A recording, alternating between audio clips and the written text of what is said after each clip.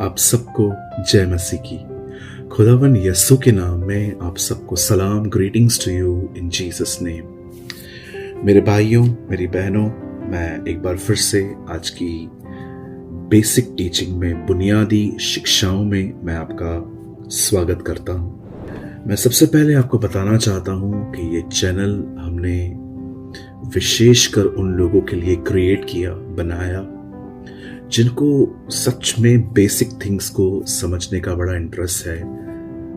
Prayer कैसे करें, Bible को कैसे पढ़ें, बैप्टिज्म क्या है, प्रभु भोज क्या है, एक सही कलीसिया में जाना क्या होता है, पवित्र आत्मा का बपतिस्मा क्या है, पानी का बपतिस्मा क्या है, किस लीडर को फॉलो करना चाहिए। ऐसी बहुत सारे सवालों का जवाब मैंने इस चैनल पर देने की कोशिश की है।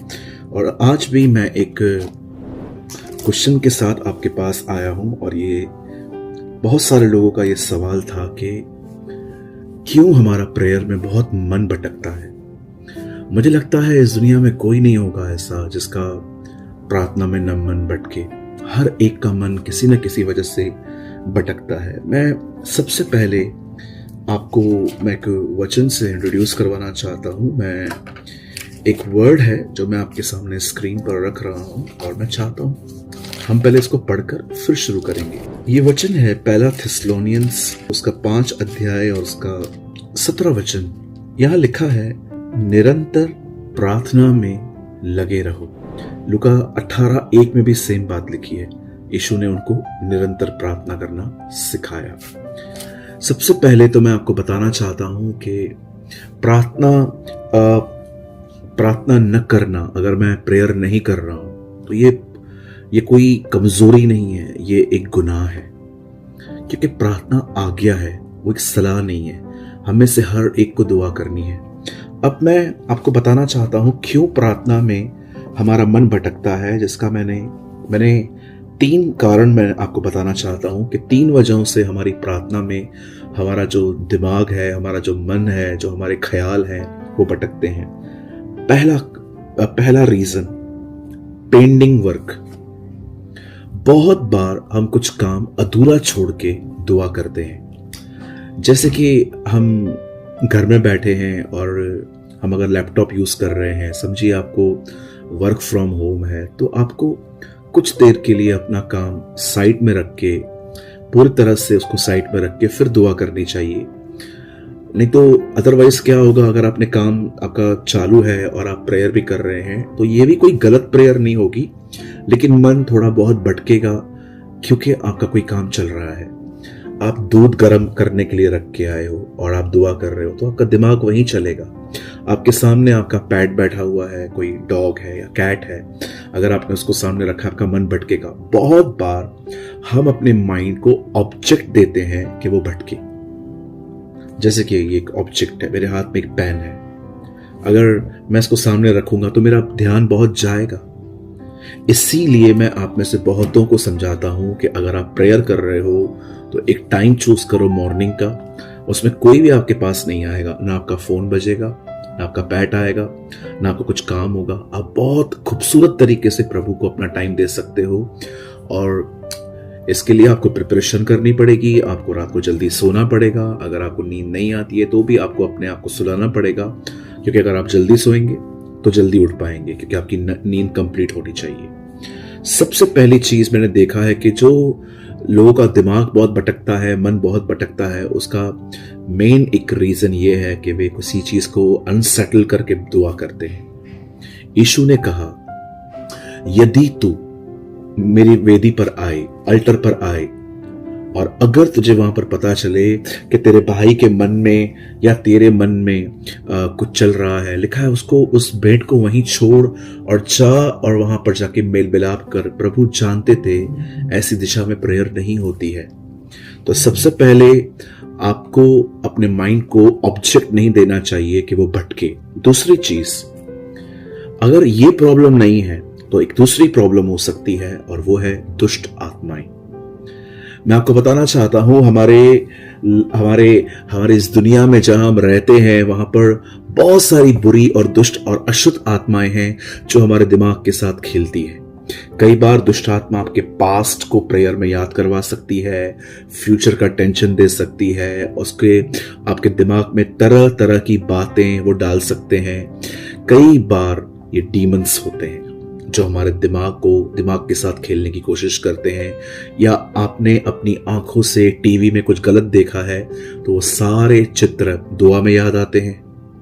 किसी ने आपको हर्ट किया था, उसके शब्द आपको दुआ में याद आते हैं।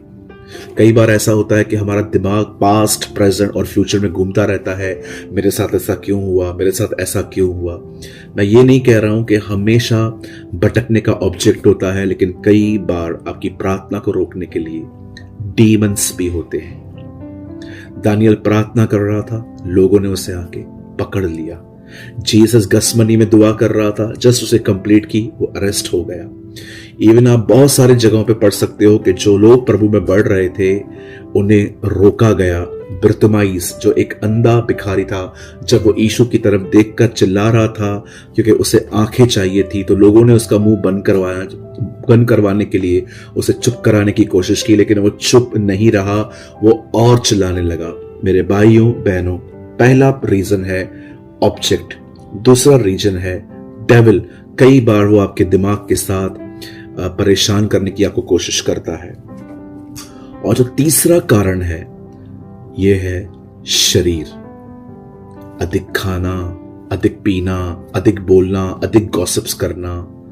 अगर आप अधिक खाएंगे आप लेजी हो जाएंगे, आपका दिमाग ठीक से वर्क नहीं करेगा।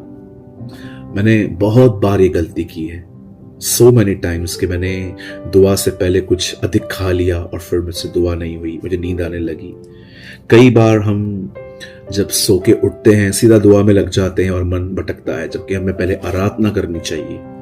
या कई बार आप देखिए कि आप किसी के साथ इतनी लंबी लंबी बातचीत करते हैं फोन पर या तो सामने बैठकर कि आपका दिमाग उनकी बातों से इतना भर जाता है कि फिर आपको प्रेयर करने का थॉट भी नहीं आता।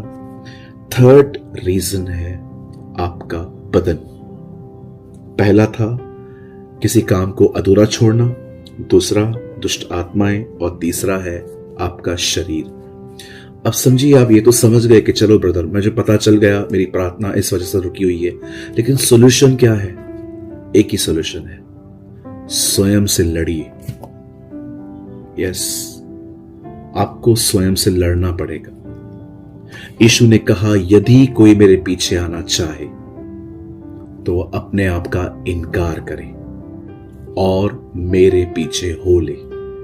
मेरे भाइयों बहनों, विदाउट फाइट कोई आगे नहीं बढ़ सकता। हर एक को इस लड़ाई में खुद लड़ना होगा। कोई आपके युद्ध को नहीं लड़ेगा। आपको हर दिन, चाहे मन करे या न करे, बदन चाहे या न चाहे, आपको दुआ में जाना है। भले दुआ में मजा आए या ना आए, भले आप प्रभु की उपस्थिति फील करो या न करो, आप जाइए, अंदर जाइए और दुआ में बैठिए और लड़ना सीखिए अपने शरीर से, अपने मन से। एक दिन यीशु के नाम से मैं दुआ करता हूं, आप प्रभु के इतने करीब चले जाओगे कि ये जो मजबूरी से की गई प्रार्थनाएं थी वो इतना आनंद लेके आएंगी कि नेक्स्ट डे आप परमेश्वर से कहेंगे, तू मेरा सब ले ले पर मैं तेरे साथ संगति करना नहीं छोड़ूंगा। मेरे भाइयों बहनों, मैं आप में से हर एक को कहना चाहता हूं, प्रेयर निग्लेक्ट न करें। प्रार्थना करने वालों के ऊपर अभिषेक होता है। प्रार्थना करने वाले लोग प्रभु की उपस्थिति में चल पाते हैं। प्रार्थना करने वाले लोग यीशु को देख पाते हैं। प्रार्थना करने वाले लोग परमेश्वर की बुद्धि और समझ में चल पाते हैं। प्रार्थना करने वाले लोगों में परमेश्वर का स्वभाव वास करता है। क्यों?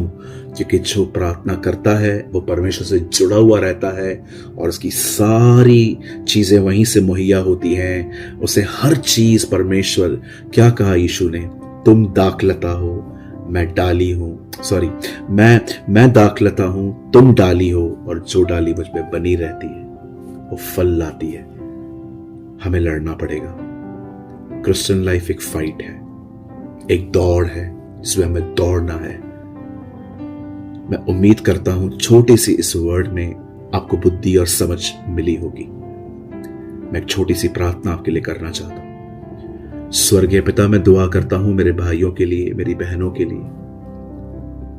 मैं अपने लिए भी दुआ करता हूं प्रभु, हमें ब्लेस करें, हम पर रहम करें, हमें लड़ना सिखाएं, चाहे मन करे या ना करे, चाहे बदन चाहे न चाहे, हमें दुआ में जाना सिखा प्रभु, हम पर दया कर। धन्यवाद प्रभु हमारी दुआओं को सुनने के लिए, यीशु के नाम में आमीन आमीन। मैंने हमेशा की तरह एक आर्टिकल लिखा है और उस आर्टिकल का नाम है प्रार्थना के लिए लड़ना। आप में से जिस किसी को भी ये आर्टिकल चाहिए, आप हमें इस नंबर पर जो आपकी स्क्रीन पर है, हमें आप अपना नाम, आप कहाँ से हैं और आर्टिकल का नाम लिखकर भेज दीजिए, प्रार्थना के लिए लड़ना, और हम वो आर्टिकल आपको भेज देंगे। और अगर आपने आज के वचन से कुछ सीखा हो और प्रभु ने आपसे बात की हो तो आप हमें कमेंट करके बता सकते हैं। आप सबको जय मसीह की।